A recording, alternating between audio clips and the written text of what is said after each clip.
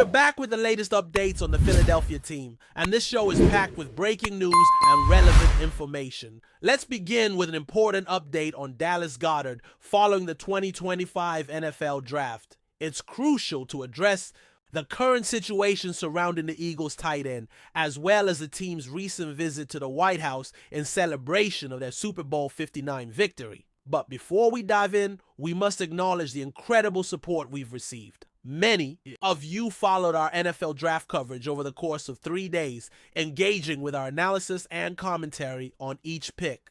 We've recently surpassed 119,000 subscribers and are closing in on 120,000, a testament to the growing interest in daily Eagles coverage. Heading into the draft, the tight end position was seen as a need, especially with the uncertainty surrounding Goedert, who is entering the final year of his contract and has dealt with multiple injuries. His deal lacks guaranteed money, and his 2025 cap hit is substantial, $11.8 million. This year's draft class was rich with tight end talent.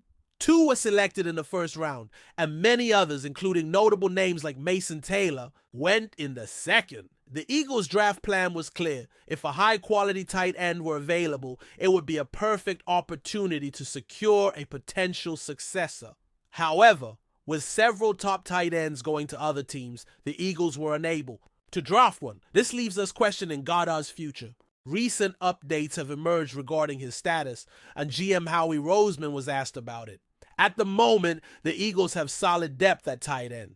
Despite his injuries, Goedert remains one of the top players at the position, known for his blocking, receiving ability, and versatility. Behind him, Grant Calcaterra provides a viable backup, and the Eagles signed Harrison Bryant, a promising red zone target. Kylen Granson, another recent addition, is respected for his blocking skills. Roseman even compared him to a successful player who had an impressive career. E.J. Jenkins, who was part of last year's roster, is also in the mix. Though slightly undersized, Jenkins entered the league as a 3rd or 4th round prospect and had some impressive moments. Another player who made the roster last year also contributed in multiple games after a strong preseason. A former 3rd round pick faced challenges, but that's not necessarily concerning. The team has a deep group of 3 or 4 key tight ends. On the 3rd day of the draft, during a lengthy live broadcast, it was reported that the team might prefer to keep a certain player around. This marked a shift from prior meetings, where some in the organization spoke of him as if he were on the way out. Now it seems they might want to retain him. Why not? At 30, he's still a talented player with standout skills. However, the issues of frequent injuries, a high cap hit, and a desire for a new deal have fueled speculation. Initially, it looked like the team intended to move on early in the offseason, but that hasn't materialized. Historically, this organization has always prioritized having quality tight ends, maintaining a strong presence at the position for years. Goedert is second in team history for playoff receiving yards among tight ends, only trailing one other notable player. He has consistently made critical plays in big moments, helping fuel the team's Super Bowl run.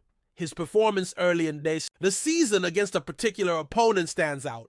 The Eagles likely wouldn't have won that game without him. If he returns, it would be a huge boost to the offense. He's played consistently at a high level and was instrumental during the Super Bowl journey. Looking back on his performance in that game, it's clear that victory wouldn't have been possible without him. If he comes back, it could energize the offense, especially since 10 of 11 offensive starters from that dominant performance are expected to return. Still, if he's back, it's assumed the team would prefer a reduced salary. Why not offer him a lower value extension if he's open to it?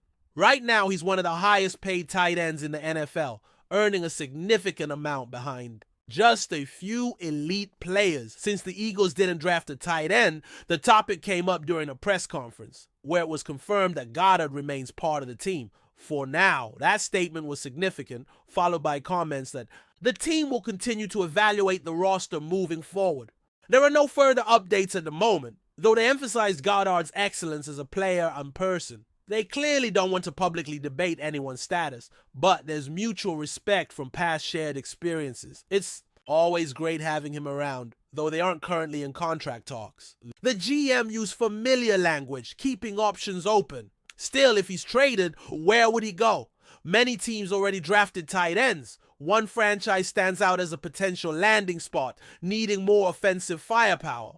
They recently selected a player who surprisingly fell to them in a high slot. Something no one saw coming. That player was picked after dropping unexpectedly to the 14th overall selection. No one expected him to land there. The Eagles could also opt to release Goddard, absorbing a post or pre-June 1st cap hit depending on timing. They've often favored financial flexibility over cap-heavy deals. With that in mind, the question remains, will Goddard still be on the roster in 2025? Personally, I'd love to see that. I've felt this way, whether he's currently on the team or not.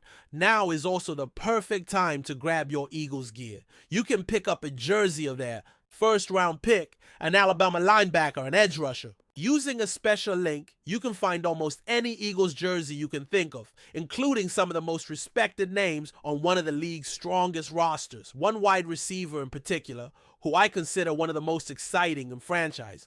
History deserves your support. Get ready for the summer season. There's never a bad time to show your support for the team. Let's move on to the next major update.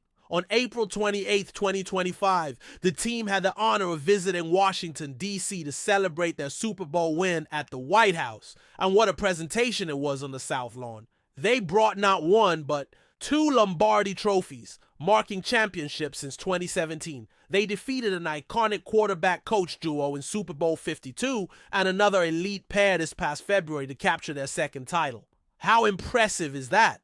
It's a long-standing tradition for both professional and college teams. The president took the podium, flanked by the coaching staff and players, with team executives behind him. To his left stood the team's executive, as the president recalled.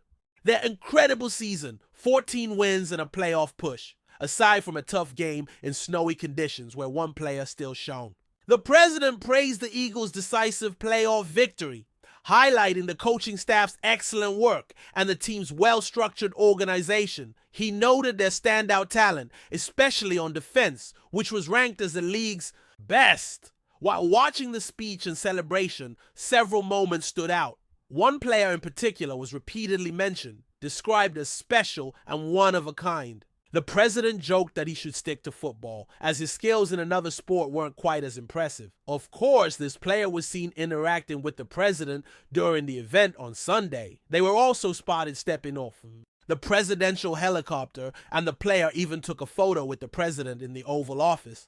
Naturally, that drew a wide range of reactions. Still, both the player and the team had every right to enjoy the visit.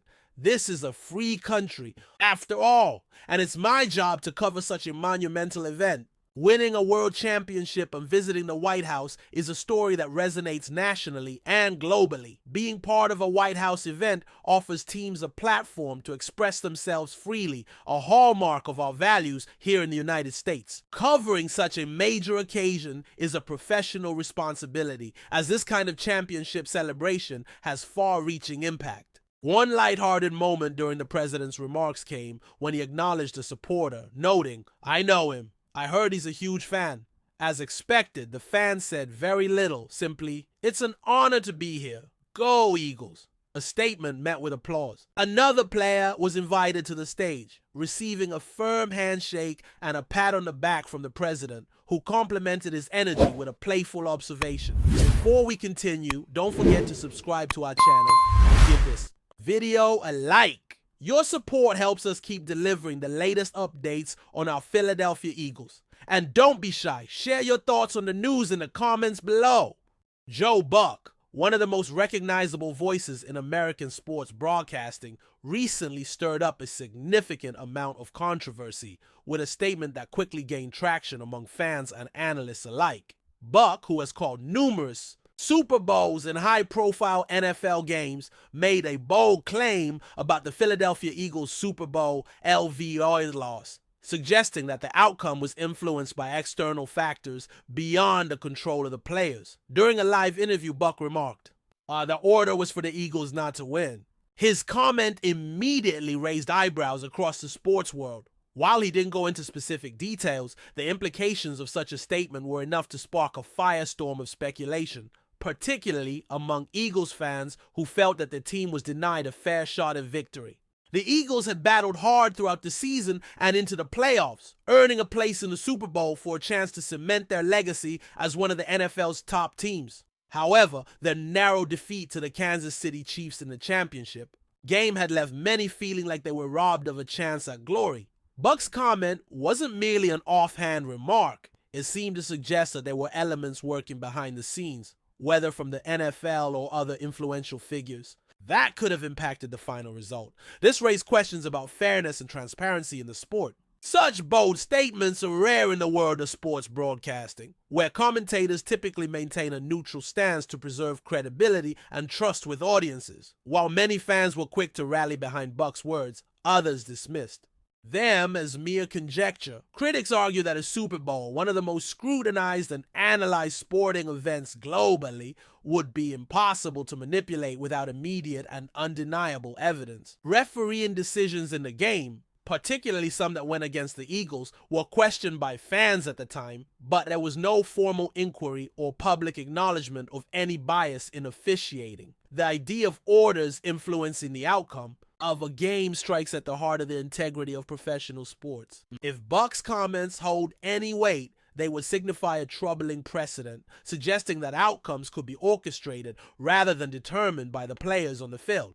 This notion is something that fans, players, and stakeholders in the sport work hard to avoid, as it could damage the credibility of the entire league. For the Eagles, the sting of Super Bowl LVOY is likely to linger for some time. The team, led by a stellar season from quarterback Jalen Hurts, came up just short in what was a thrilling back-and-forth game. Despite the loss, the Eagles' future remains bright, and they have a team capable of making another deep playoff run. However, the notion that external forces could have altered their fate is one that, if proven true, would cast a shadow over the sport for years to come. Joe Buck's controversial statement has set the stage for further discussions on fairness in the NFL and the role that media personalities play in shaping narratives.